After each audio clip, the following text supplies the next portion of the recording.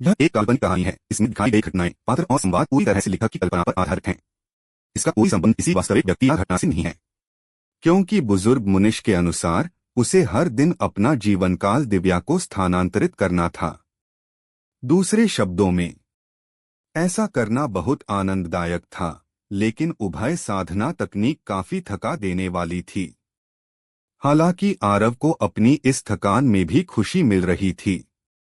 इसके अलावा आरव ने महसूस किया कि उसे उस परमानंद की भावना की लत लग गई है। हालांकि उसे लगा जैसे उसने हर बार ऐसा करने पर कुछ खोया है। शुरुआत में उसे समझ नहीं आया, लेकिन जब उसने अपने कंधों पर गिरे बालों को देखा तो वह समझ गया कि यह उसकी उम्र थी जो कम हो रही थी, क्योंकि उसके काले बालों के बीच कुछ सफेद बाल आ गए थे। क्या यह स्वर्ग को चुनौती देने की कीमत है? आरव धीरे से हंसा और फिर अपना सिर झुकाकर दिव्या को निहारने लगा, जो अभी भी उसकी बाहों में सो रही थी और उसकी नजर कोमलता से भरी थी। उसने अपना सिर झुकाकर उसके माथे को हल्के से चूमा और फिर कहा, चाहे मुझे कोई भी कीमत चुकानी पड़े या मेरी जान ही क्यों न चली जाए, मैं तुम्हें निश्चित रूप से पुनर्जीवित करूंगा। जो कोई भी मुझे रोकेगा मैं उसे मार डालूंगा, और यदि स्वर्ग ने भी मुझे रोका तो मैं स्वर्ग का भी संहार कर दूंगा। क्या उसके मन में उसके लिए भावनाएं इसलिए थीं क्योंकि वह उसका ऋणी महसूस कर रहा था? आरव नहीं जानता था कि क्या बात थी। वह बस इतना जानता था कि वह उसे हर कीमत पर पुनर्जीवित करेगा। आरव ने इस बात पर ध्यान नहीं दिया था कि जब उसने ये शब्द कहे तो दिव्या की पलकें थोड़ी कांपी और उसके चेहरे पर हल्की लालिमा उभर आई। 1 घंटे बाद आरव अपनी तलवार पर सवार होकर प्राचीन नगर लौट आया। उसने तंत्र बनाने के लिए आवश्यक भारी मात्रा में सामग्री खरीदी और फिर उसने एक आनंद सराय में एक कमरा लिया और तंत्र बनाना शुरू कर दिया। इस समय उसे भारी मात्रा में ऊर्जा पत्थरों की आवश्यकता थी, क्योंकि वह बिना किसी चिंता के नई तलवार तकनीक सीख सकता था, दैवीय दैत्य शरीर को निखारने के लिए आवश्यक सामग्री खरीद सकता था और उस सूक्ष्म भंवर की जरूरतें पूरी कर सकता था। संक्षेप में, उसे अभी ऊर्जा पत्थरों की बहुत अधिक आवश्यकता थी। सौभाग्य से वह एक तंत्री भी था, और वह भी एक भूमितंत्री। इसलिए जब तक उसके पास सामग्री थी वह भारी संख्या में उच्च श्रेणी के तंत्र बना सकता था। ऐसे हर एक तंत्र की कीमत बहुत सारे ऊर्जा पत्थर हो सकती थी। उसने लंबे समय से तंत्र नहीं बनाए थे, इसलिए आरव ने तुरंत तकनीक तंत्र बनाना नहीं चुना और इसके बजाय उसने पंच तत्वों के तंत्र बनाए। उसने ब्रश से सावधानी पूर्वक चित्रकारी की। इसी तरह 1 घंटा बीत गया। एक निश्चित क्षण में आरव ने अचानक ब्रश चलाना बंद कर दिया और फिर उसके सामने एक शक्ति तंत्र प्रकट हुआ। हालांकि आरव उस शक्ति तंत्र की गुणवत्ता देखकर दंग रह गया। क्यों? क्योंकि वह वास्तव में उच्च श्रेणी का नहीं था, बल्कि वह शीर्ष श्रेणी का था। पंच तत्वों का एक शीर्ष श्रेणी का तंत्र। यह कैसी बात थी? शीर्ष श्रेणी और उच्च श्रेणी के बीच का अंतर बहुत बड़ा था। एक शीर्ष श्रेणी के तंत्र की शक्ति और प्रभाव उच्च श्रेणी के तंत्र की तुलना में कम से कम कई गुना अधिक होते थे। बेशक इसकी कीमत भी कई गुना ज्यादा थी। यह शीर्ष श्रेणी का तंत्र कैसे बन गया? क्या मेरी तकनीक में फिर से सुधार हुआ है? अगले ही पल आरव ने इस विचार को नकार दिया, क्योंकि उसने पिछले कुछ महीनों में बिल्कुल भी अभ्यास नहीं किया था। जब अभ्यास ही नहीं किया तो सुधार कैसे हो सकता था? अगर यह सुधार नहीं था तो फिर क्या था? जैसे ही उसने चुपचाप तंत्र को निहारा, आरव ने अचानक भौहें सिकोड़ी और फिर उसकी नजर उस पर बनी महीन बैंगनी रंग की रेखाओं पर पड़ी। वह एक बार फिर मौन रहा और फिर उसने कहा, क्या यह मेरी गूढ़ ऊर्जा में हुए परिवर्तन के कारण हो सकता है? एक पल के लिए गहराई से सोचने के बाद आरव ने अपनी हथेली पलटी और फिर उसके सामने पत्थर की मेज पर तंत्र का एक खाली कागज प्रकट हुआ। 1 घंटे बाद एक स्ट्राइडर तंत्र प्रकट हुआ। पिछले तंत्र की तरह यह भी एक शीर्ष श्रेणी का तंत्र था। आरव उसे देखकर हंसने लगा क्योंकि उसने पुष्टि कर ली थी कि उसके द्वारा बनाए गए तंत्रों के शीर्ष श्रेणी के होने का कारण उसकी गूढ़ ऊर्जा थी। दूसरे शब्दों में, अब से वह जो भी तंत्र बनाएगा वह शीर्ष श्रेणी का होगा। जब उसने यहाँ तक सोचा तो आरव के चेहरे पर धीरे धीरे मुस्कान फैल गई। अगले कुछ दिनों में आरव तंत्र बनाने के जुनून में डूब गया और उसने बाहरी दुनिया पर कोई ध्यान नहीं दिया। बेशक यह पूरी तरह से उपेक्षा नहीं थी, उसने वायुक, कालेंद्र और अन्य लोगों से संबंधित मामलों पर बहुत ध्यान दिया था। आधा महीना बीत चुका था और आरव ने 5 तत्वों के लगभग 1000 शीर्ष श्रेणी के तंत्र बना लिए थे। उसने तकनीक तंत्र बनाना नहीं चुना क्योंकि वह अपनी वर्तमान क्षमता के साथ केवल मध्यम स्तर के तकनीक तंत्र ही बना सकता था। मध्यम स्तर के तकनीक तंत्र प्राचीन क्षेत्र में पूरी तरह से बेकार थे, भले ही वे शीर्ष श्रेणी के ही क्यों न हों। इसलिए उसने 5 तत्वों के बुनियादी तंत्र बनाना चुना, क्योंकि वे साधारण साधकों के लिए अत्यंत उपयोगी थे। उसे विश्वास था कि कई साधक इन शीर्ष श्रेणी के तंत्रों को खरीदने के लिए बड़ी कीमत चुकाने को तैयार होंगे। आरव ने मेज पर रखे सभी शीर्ष श्रेणी के तंत्रों को समेटा और उन्हें रख दिया। फिर उसने एक गहरी सांस ली और खड़े होकर कहा, क्या तुमने पता लगाया? जैसे ही उसने बोलना समाप्त किया, कमरे में अचानक एक काली छाया दिखाई दी। उस काली छाया ने आरव को झुककर प्रणाम किया और कहा, तलवार सम्राट, इंसानों, दैत्यों, नेदर और दैत्य जंतु द्वारा संयुक्त रूप से स्थापित उस असाधारण बल प्रवर्तन दल के अलावा शहर में 3 और शक्तियां हैं। उनमें से एक नगर प्रशासक कमांडर का निवास है। नगर प्रशासक काफी रहस्यमय है क्योंकि प्राचीन नगर में किसी ने भी उसे नहीं देखा है। एक और बात जो बताने लायक है वह यह है कि प्रवर्तन दल कथित तौर पर प्रशासक के प्रति बहुत सम्मानजनक है। एक रहस्यमय नगर प्रशासक, आरव ने भौहें सिकोड़ी और फिर एक पल के लिए गहराई से सोचने के बाद कहा, अन्य 2 शक्तियों के बारे में क्या? अन्य 2 क्रमशः दक्षिणी आन वंश और उत्तरी आन वंश हैं। काली छाया ने कहा, उन दोनों की ताकतें विशाल हैं क्योंकि वे प्राचीन नगर के सभी व्यवसायों को नियंत्रित करते हैं। एक बात जो बताने लायक है वह यह है कि वे मूल रूप से एक ही वंश थे और उनके विभाजित होने से पहले प्रवर्तन दल भी उनके जितना मजबूत नहीं था। दुर्भाग्य से वंश के भीतर दरार आ गई और वे 2 वंशों में बंट गए। हालांकि उनकी ताकत को अभी भी कम नहीं आंका जा सकता, अन्यथा उनके लिए प्राचीन नगर में इतने वर्षों तक जीवित रहना और यहाँ तक कि यहाँ के सभी व्यवसायों पर अपना कब्जा बनाए रखना असंभव होता। आरव ने अपना सिर हिलाया और मुस्कुराते हुए कहा, लगता है इस शहर की स्थिति बहुत जटिल है। ठीक है, तुमने कहा कि वे शहर के सभी व्यवसायों को नियंत्रित करते हैं। हर रात की कहानी, हर दिन का धमाका, सिर्फ स्टोरी हंगामा पर। तो अभी सब्सक्राइब करें और बेल आइकन दबाएं, क्योंकि अगली कहानी आप मिस ना कर पाए। दूसरे शब्दों में वे बेहद अमीर हैं। तलवार सम्राट, आप उन्हें लूटने के बारे में तो नहीं सोच रहे हैं ना? काली छाया चौंक कर बोली। तलवार सम्राट, आप ऐसा बिल्कुल नहीं कर सकते। वे वास्तव में बहुत धनी हैं, लेकिन उनकी ताकत और संसाधन भी अत्यंत भयावह हैं। सच कहूं तो उनमें से कोई भी दक्षिणी क्षेत्र के आदित्य विद्यालय के बराबर है। आरव मुस्कुराया और बोला, चिंता मत करो, मैं मौत को दावत नहीं दूंगा। वैसे इन दोनों वंशों के पास नीलामी घर तो होंगे ही, है ना? यह सुनकर काली छाया ने तुरंत राहत की सांस ली और फिर कहा, बिल्कुल। उत्तरी आन वंश के पास एक नीलामी घर है जिसे महान रत्न मंडप कहा जाता है।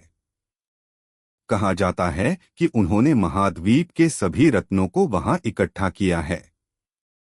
इसके अलावा वे कहते हैं कि जब तक आपके पास पैसा है तब तक वहां ऐसा कोई खजाना नहीं है जिसे आप पा न सकें।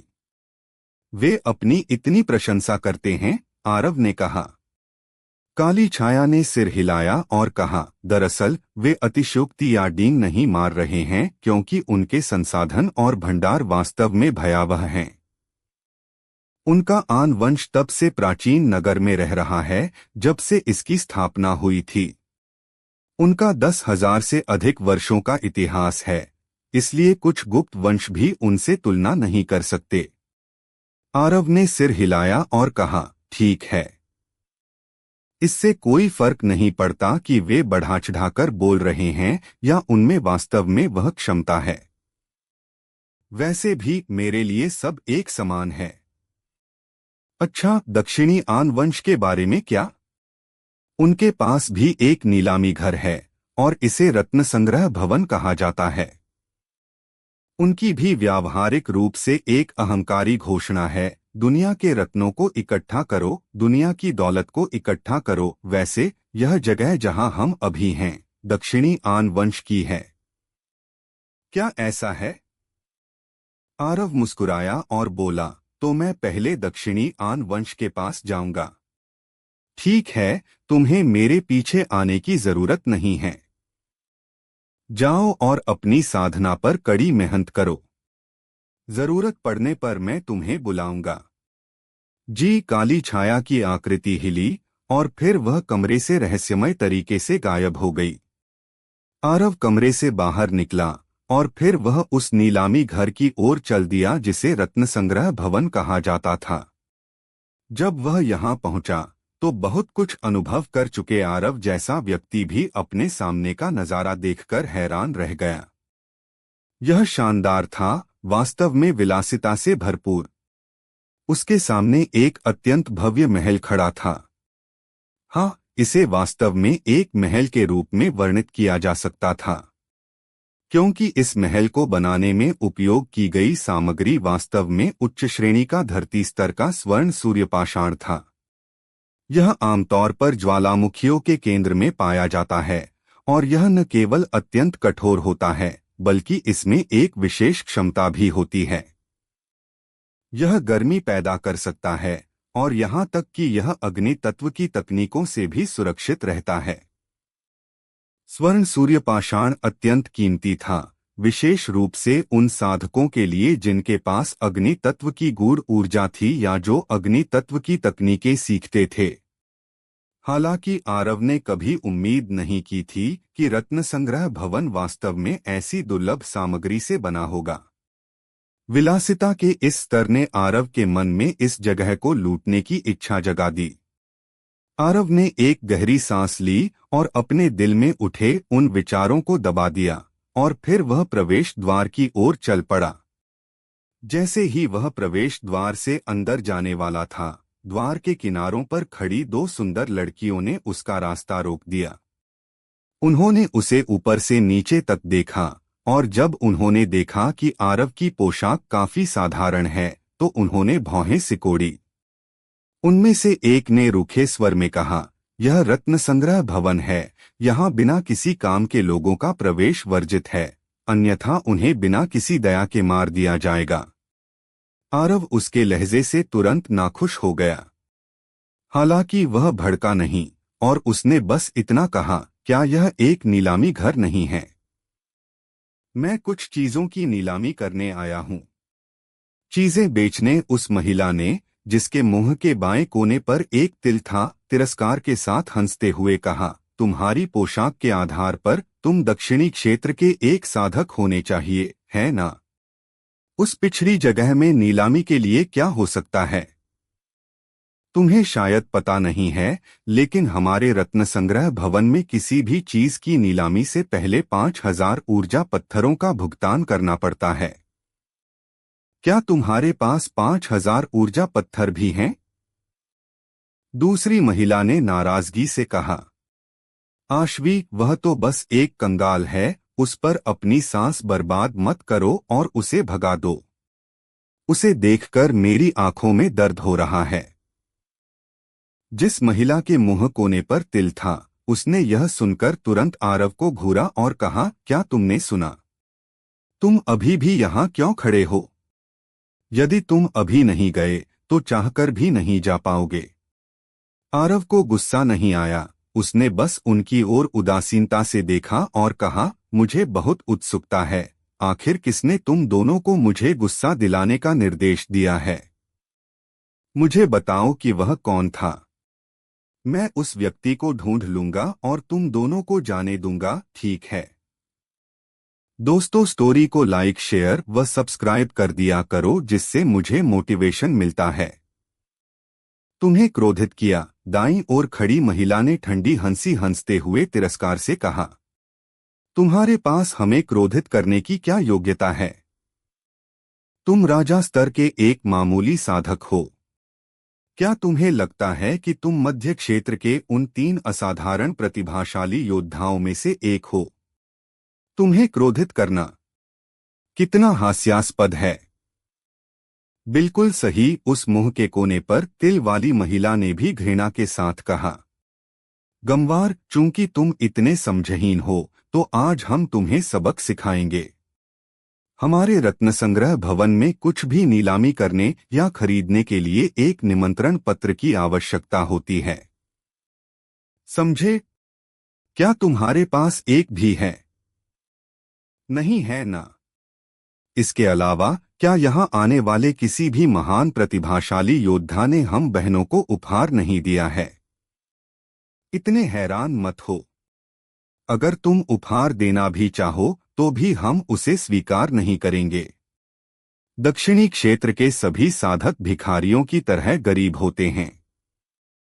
पिछला साधक जो दक्षिणी क्षेत्र से आया था, वह हमें 300 ऊर्जा पत्थर देना चाहता था। 300 ऊर्जा पत्थर? हाँ हाँ। क्या हम भिखारियों जैसी दिखती हैं? आरव को अंततः बात समझ में आ गई। शुरुआत में उसे लगा कि किसी ने इन्हें उसे उकसाने और जाल में फंसाने के लिए निर्देश दिया है, लेकिन अब ऐसा लग रहा था कि बात वैसी नहीं थी। उनके इस व्यवहार का कारण केवल इतना था कि वह दक्षिणी क्षेत्र का एक साधक था। अतीत में उसने अक्सर सुना था कि प्राचीन नगर के भीतर दक्षिणी क्षेत्र के साधकों की स्थिति कितनी निम्न थी, और उस समय उसने इस पर ध्यान नहीं दिया था। लेकिन आज उसने इसका अनुभव कर लिया था। आरव ने उन पर एक नजर डाली और फिर मुड़कर जाने लगा। वह स्वाभाविक रूप से उन लोगों के साथ बहस नहीं करना चाहता था जो दूसरों को नीचा देखते थे। मुख्य कारण यह था कि वह जल्द से जल्द ऊर्जा पत्थर प्राप्त करना चाहता था, क्योंकि अपनी ताकत में सुधार करना उसके लिए सबसे महत्वपूर्ण था। वह वास्तव में उनके साथ बहस करने में अपना समय बर्बाद नहीं करना चाहता था। जब उसने आरव को मुड़कर जाते देखा तो तिल वाली महिला ने तिरस्कार से कहा, दक्षिणी क्षेत्र के इन सभी साधकों की न केवल ताकत कचरा है, बल्कि उन्हें तमीज भी नहीं है। क्या उनके माता पिता ने उनकी परवरिश नहीं की? आरव अचानक रुक गया और फिर वह उस महिला को देखने के लिए मुड़ा जिसने अभी यह कहा था। यह देखकर वह महिला ठंडी हंसी हंसी और उकसाते हुए बोली, क्या हुआ? क्या तुम्हारा इरादा मुझ पर हमला करने का है? आओ, मैं यहीं खड़ी हूं। देखते हैं तुम्हारी हिम्मत। मेरा विश्वास करो, अगर तुमने मुझे छूने का साहस किया तो रत्न संग्रह भवन तुम्हारे पूरे परिवार को मिटा देगा। तुम्हें पता है, आरव धीरे धीरे उसकी ओर बढ़ते हुए बोला, अगर तुम मेरा अपमान करती तो अच्छे मूड में होने पर मैं तुम्हारे साथ एक पागल कुत्ते जैसा व्यवहार करता। लेकिन तुम्हें मेरी माँ के बारे में कभी नहीं बोलना चाहिए था। अगर बात मेरी माँ से जुड़ी है तो फर्क नहीं पड़ता कि तुम एक पागल कुतिया हो, मैं तुम्हें मरने के बाद भी दोबारा मार दूंगा। जैसे ही उसकी बात खत्म हुई, आरव की कलाई मुड़ी और बैंगनी रोशनी की एक किरण चमकी और तुरंत आश्वी के सामने पहुंच गई। बिजली जैसी तेज इस रोशनी को देखकर आश्वी का चेहरा पीला पड़ गया और उसकी आंखें विस्मय से भर गईं। उसने कल्पना भी नहीं की थी कि दक्षिणी क्षेत्र का यह चींटी जैसा साधक प्राचीन नगर में उस पर हमला करने का साहस करेगा, और वह भी रत्नसंग्रह भवन के ठीक सामने। उसके लिए इससे भी अधिक चौंकाने वाली बात यह थी कि उसकी ताकत वास्तव में इतनी भयानक थी। वह किसी भी तरह से 7वें रैंक की राजा स्तर की विशेषज्ञ थी, लेकिन वह इस हमले का विरोध करने में भी सक्षम नहीं थी। ठीक इसी समय जब बैंगनी रोशनी की वह किरण आश्वी की गर्दन से कुछ ही सेंटीमीटर दूर थी, गूढ़ ऊर्जा की एक लहर अचानक वहां पहुंची और उसने तुरंत आरव के हमले पर प्रहार किया। एक हल्का धमाका हुआ और दोनों हमले बिखर गए। क्योंकि विस्फोट आश्वी के बहुत करीब था, हमलों के अवशिष्ट बल ने उसे अपनी चपेट में ले लिया और तुरंत उसका चेहरा क्षत-विक्षत कर दिया। एक अत्यंत दर्दनाक और तीखी चीख अचानक गूंजी। बगल में खड़ी दूसरी महिला आश्वी का क्षत-विक्षत चेहरा देखकर दंग रह गई। आरव ने उन दोनों महिलाओं पर कोई ध्यान नहीं दिया क्योंकि वहां एक मध्यम आयु वर्ग का व्यक्ति प्रकट हुआ था। उस व्यक्ति को देखते ही आरव ने अपनी हथेली घुमाई और उसकी मुट्ठी में एक तलवार आ गई। उसके बाद उसके भीतर की गूढ़ ऊर्जा उबलने लगी और उसकी तलवार पर चुपचाप एक ज्वाला दिखाई दी। उसने यह सब इसलिए किया क्योंकि यह मध्यम आयु वर्ग का व्यक्ति कम से कम आत्मिक स्तर का विशेषज्ञ था, क्योंकि आरव उसकी साधना को बिल्कुल भी नहीं देख पा रहा था। जब तिल वाली महिला ने उस व्यक्ति को देखा तो उसके क्षत-विक्षत चेहरे पर एक क्रूर भाव आ गया और वह पागलों की तरह चिल्लाई, मैनेजर लियान, इसे मार डालो, इसे मार डालो, इसे मार डालो। इस बीच दूसरी महिला अपने सदमे से उबर चुकी थी और उसने जल्दी से कहा, मैनेजर लियान, इसने हमारे रत्नसंग्रह भवन को नीचा दिखाया और खुलेआम हम पर हमला किया, जिससे आश्वी को इतनी चोटें आईं। मैनेजर लियान, कृपया आश्वी को न्याय दिलाएं। उस व्यक्ति ने अचानक गहरी आवाज में डांटा, अपना मुंह बंद करो। वे दोनों चौंक गईं और उनकी आंखें उलझन से भर गईं। आश्वी नाम की महिला कुछ कहना चाहती थी, लेकिन मैनेजर की बर्फीली नजर पड़ते ही उसने तुरंत अपना मुंह बंद कर लिया। मैनेजर ने दोनों महिलाओं को ठंडी नजरों से देखा और फिर आरव की ओर मुड़कर कहा, युवराज आरव, इन दो सेविकाओं को समझ नहीं थी और इन्होंने आपको नाराज किया। कृपया उनकी गलतियों को क्षमा करें। तुम मुझे पहचानते हो? आरव ने भौहें सिकोड़ते हुए पूछा। बिल्कुल, मैनेजर ने सिर हिलाया और कहा, युवराज आरव ने प्राचीन नगर के बाहर अकेले ही दैत्य, नेदर और दैत्य जंतु क्षेत्रों के दिग्गजों से लड़ाई लड़ी और हमारी मानव जाति का सम्मान बढ़ाया। कुछ समय पहले आप स्वर्ग द्वार को भी पार कर गए। तो प्राचीन नगर में कोई आपसे अनजान कैसे हो सकता है? इस बीच आश्वी और दूसरी महिला एक साथ सदमे में बोली, यह आरव है। यह नाम आरव प्राचीन नगर में वास्तव में बहुत प्रसिद्ध था। इसका कारण और कुछ नहीं बल्कि यह था कि आरव ने स्वर्ग द्वार को पार किया था। आखिरकार इस बार प्राचीन नगर में आए साधकों में से केवल मुट्ठी भर ही उसे पार कर पाए थे और उनमें से हर एक दिग्गजों में भी दिग्गज था। इसके अलावा आरव ने अन्य क्षेत्रों के भयानक विशेषज्ञों से भी लड़ाई लड़ी थी। और तो और आरव एक तलवार साधक था जिसने तलवार इंटेंट को भी समझ लिया था। इसलिए मानव साधकों के बीच आरव काफी प्रसिद्ध था। हालांकि वह आमतौर पर इन सब बातों पर ध्यान नहीं देता था। इसलिए जब उसे एहसास हुआ कि मैनेजर ने उसे पहचान लिया है तो वह थोड़ा हैरान हुआ। तभी मैनेजर ने अचानक कहा, युवराज आरव, मेरी मालकिन आपसे मिलने का अनुरोध करती हैं। तुम्हारी मालकिन? मैनेजर ने सिर हिलाया और कहा, रत्नसंग्रह भवन की मालकिन। वह क्या चाहती हैं? मैनेजर ने सिर हिलाया और कहा, मैं नहीं जानता। लेकिन मालकिन ने कहा कि शायद वह युवराज आरव की कुछ चीजों में मदद कर सकेंगी यदि आप उनसे मिलते हैं। आरव ने कुछ देर गहराई से विचार किया और फिर उन दोनों महिलाओं पर नजर डाली। यह देखकर उनका दिल बैठ गया और वे अनजाने में एक कदम पीछे हट गईं। मैनेजर ने यह दृश्य देखकर आरव को गौर से देखा और फिर कहा, आश्वी लियान, आज से तुम दोनों का रत्नसंग्रह भवन से कोई नाता नहीं है। इसके अलावा तुम्हारा प्राचीन नगर में रहना प्रतिबंधित है। अब तुम्हारा भाग्य तुम्हारे नसीब के भरोसे है। यह सुनकर उनके चेहरे बिल्कुल पीले पड़ गए। ये दो शर्तें ऐसी थीं जो उनके जीवित रहने का कोई रास्ता नहीं छोड़ती थीं।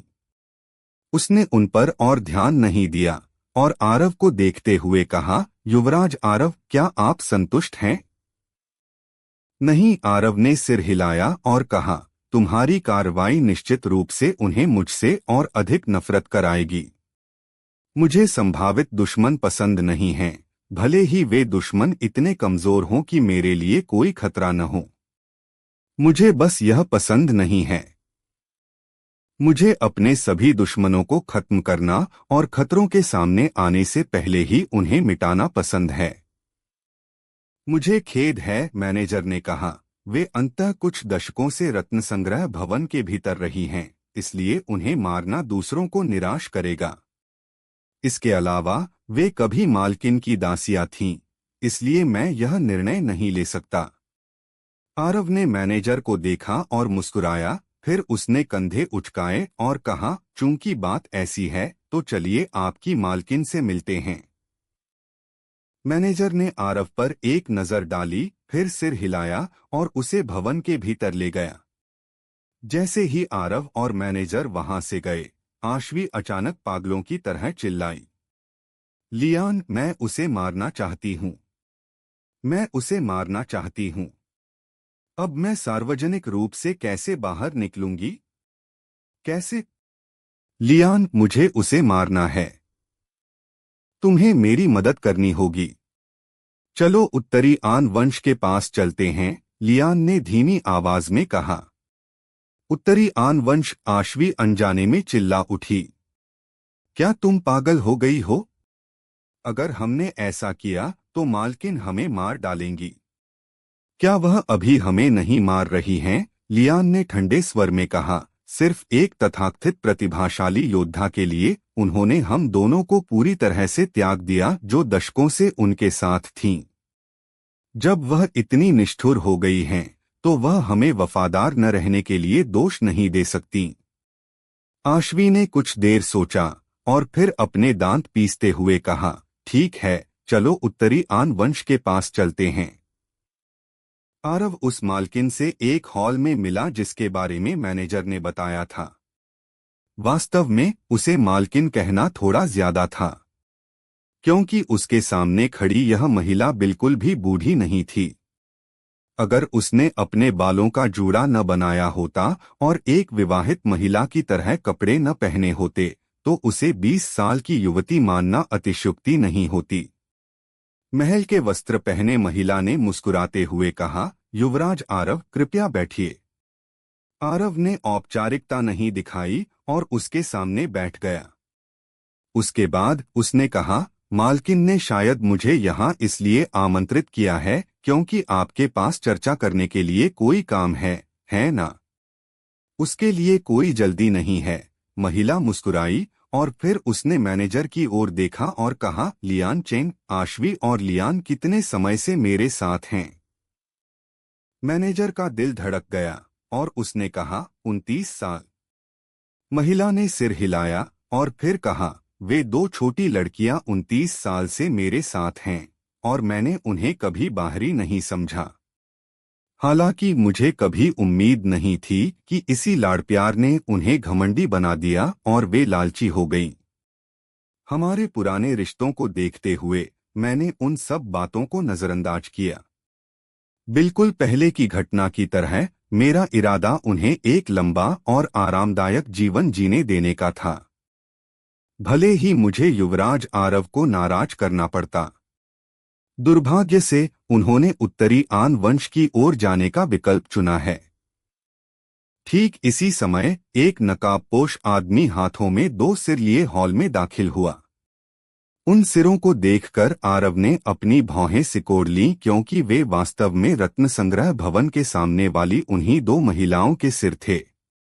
महिला ने अपना हाथ हिलाया और नकाबपोश आदमी हॉल से बाहर चला गया।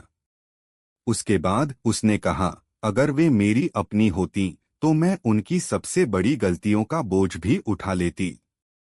आखिरकार वे मेरी अपनी थीं। हालांकि जब उन्होंने मेरा दुश्मन बनना चुना तो मैं कुछ नहीं कर सकती। जैसे ही उसकी बात खत्म हुई, उसने मुस्कुराते हुए कहा, युवराज आरव, आप क्या सोचते हैं? अब क्या होने वाला है आगे सुनते रहिए सर्वशक्तिमान हमारे चैनल स्टोरी हंगामा पर।